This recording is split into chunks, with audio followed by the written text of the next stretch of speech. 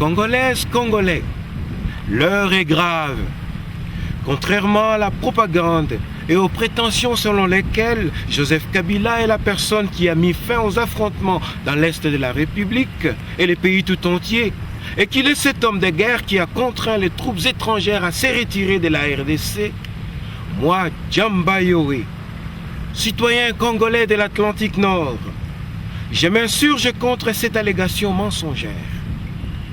Le président circonstanciel d'opportunisme à la tête du Congo n'est qu'une effigie du plébiscite du crime organisé qui s'est emparé du pouvoir au tournant d'une campagne d'agression qui a terrassé le Congo-Zaïre. L'auteur de la fin des affrontements directs avec le Rwanda et l'Ouganda est le président américain George W. Bush.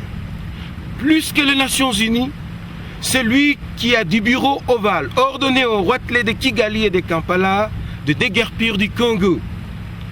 C'est de la Maison-Blanche que le chef de l'État américain a demandé à Paul Kagame et à Yoweri Museveni à se défenestrer et de disparaître du paysage congolais.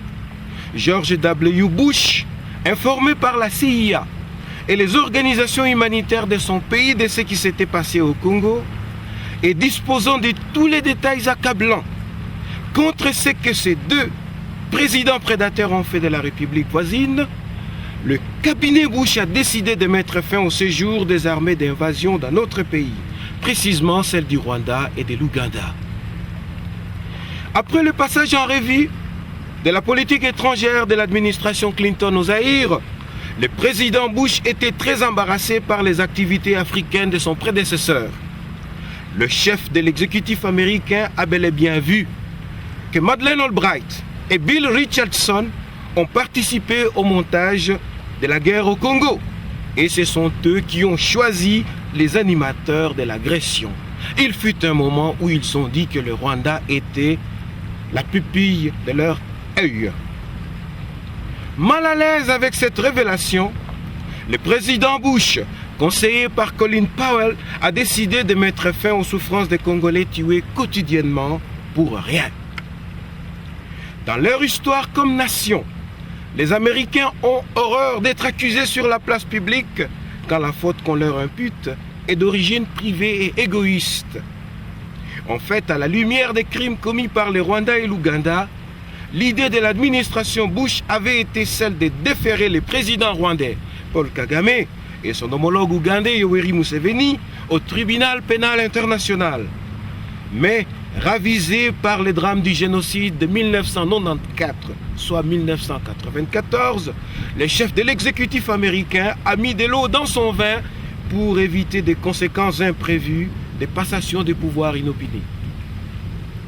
Aux États-Unis, les différentes opinions publiques exigent que la Maison-Blanche, par les biais des différents services de renseignement, explique à la nation et au monde ce qui s'était passé réellement dans la région des Grands Lacs pour que ce conflit artificiel monté de toutes pièces en vienne par sa virulence à l'extermination de 6 millions de Congolais. Lorsqu'on comprend bien comment la Maison-Blanche a réagi, on change d'idée et on réalise que Joseph Kabila n'aura été ces 5 dernières années qu'un exécutant des ordres venus de loin. Au demeurant, il n'est pas ce personnage, ce chef militaire des légendes. Aussi, il n'est pas cette personne alignée dans la succession institutionnelle de la République démocratique du Congo. Joseph Kabila n'est pas le chef de l'État auquel on doit affibler les légendes auxquelles je viens de faire allusion. Ce n'est pas un stratège. C'est un minable homme de troupe sur lequel on a déposé l'uniforme des officiers généraux de l'armée. L'intelligence militaire n'est pas sa science. Il n'a jamais capitalisé sur les succès des troupes sous sa gouverne. La preuve, c'est qu'il n'a pas compris la nécessité de garder sous sa gouverne, je me répète, le général Mbouza Mabé à Goma. Or, 40 années plus tôt, les hauts commandements de l'armée nationale congolaise, dans les mêmes conditions, a gardé le général Léonard Moulamba dans la région des Grands Lacs et le Haut-Congo, ce qui lui a valu d'être appelé l'homme de Bukavu et de Stanleyville. James Kabarebe, témoigne de la même façon la soldatesque de Joseph Kabila quand il évoque la militarité de ce dernier. Excusez-moi, c'est un néologisme des circonstances. Congolaises, Congolais, l'heure est grave. Chaque jour qui passe, nous voyons entonner à la montée des couleurs l'hymne national. Dans celui-ci, nous nous rédisons. Debout, Congolais, unis par le sol, unis dans l'effort pour l'indépendance. Dressons nos fronts longtemps courbés, et pour de bon, prenons le plus bel élan dans la paix. Ô peuple ardent par le labeur, nous bâtirons un pays plus beau qu'avant dans la paix. Ce chant national est un hymne glorieux à notre peuple. Ceux qui l'ont composé, j'ai cité, les pères Boka et Lutumba, avaient le Sacré-Cœur dans la totalité de leurs convictions patriotiques et leur consécration sacerdotale tournée à Dieu pour le salut du monde et du Congo. Ces hommes humbles nous ont donné une prière immuable qui nous relie à Dieu, à nos ancêtres, à nos enfants et à notre postérité. Les mots de l'hymne national, cette symphonie spirituelle de notre souveraineté, sont des psaumes qui s'avèrent être un exultet de notre liberté et de notre espérance dans l'avenir, toujours renouvelé et réinventé. En d'autres termes, les pères Boka et Lutumba nous ont laissé un puissant cantique dans notre conservatoire de la mémoire pour qu'à jamais nous ne puissions plus être des esclaves serviles des autres puissances et autres empires en ce bas monde. Avec le debout congolais, nous avons reçu le pouvoir transcendant de nous assumer nous-mêmes et de nous réarmer spirituellement, civiquement et moralement devant toutes les éventualités des crises. Ceux qui se moquent de nous ont changé la version de notre proclamation chantée. L'hymne national est exécuté avec ces mots. Couchés Congolais, désunis par la richesse, dispersés par la quête de l'indépendance économique, courbez vos fronts longtemps endormis, et pour de bon votre fierté est perdue. Point de paix, point de peuple ardent, oubliez les labeurs, vous ne bâtirez plus rien dans la paix.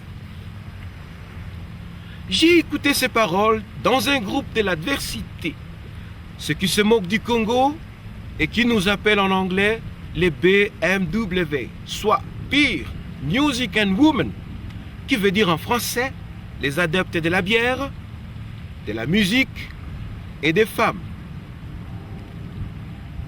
C'est une profanation de notre identité nationale, autant qu'une provocation ignominieuse de notre patience tranquille. D'après ce que j'en déduis, moi, Djamba Yoé, nous, Congolais, du moins ceux qui pensent comme moi, percevons là les racines profondes des moqueries qui insultent notre tenue publique.